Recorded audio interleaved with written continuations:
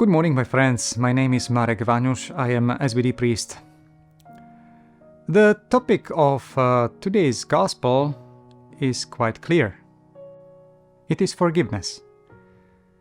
What is less clear, at least in our everyday life, is the reason for forgiving others, and whether there are some limits for the forgiveness. Peter asks his question, and Jesus takes the opportunity to answer it with a powerful parable. Let's see the message of the parable on forgiveness through the lens of two words: obligation and opportunity. Forgiveness as an obligation. Well, indeed, do I have to forgive? The answer is yes. We hear it in the conclusion of the parable, where the master confronts the unmerciful servant with the words, "I forgive you your entire debt, because you begged me to. Shouldn't you have had pity as well?" A rhetorical question that expects a positive answer. Yes, it was necessary. It is necessary to forgive, because forgiveness is a matter of life. How? Sin means death, the death of relationship, distancing from God. On the contrary, forgiveness restores life. By forgiving, God brings us back to Him, the source of life. If I forgive, I allow the other to live as my brother or sister. If I do not forgive, I deny him or her the possibility of life. Forgiveness is like breathing, in and out.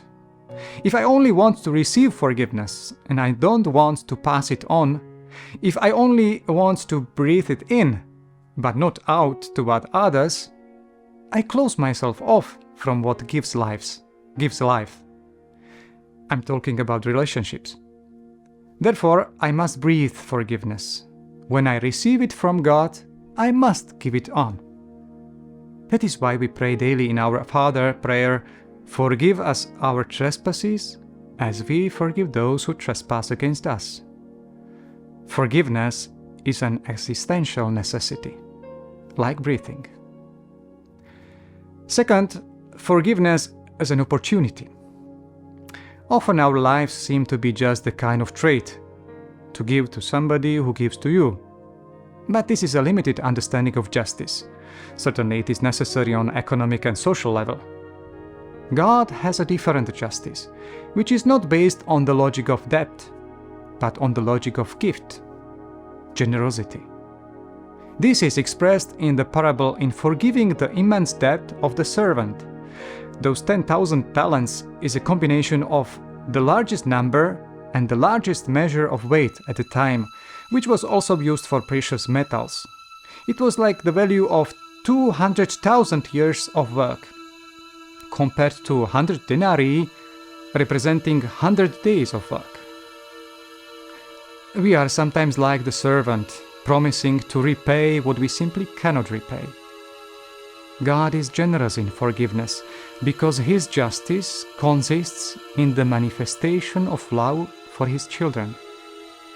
So if I forgive, I can be like Him in generosity.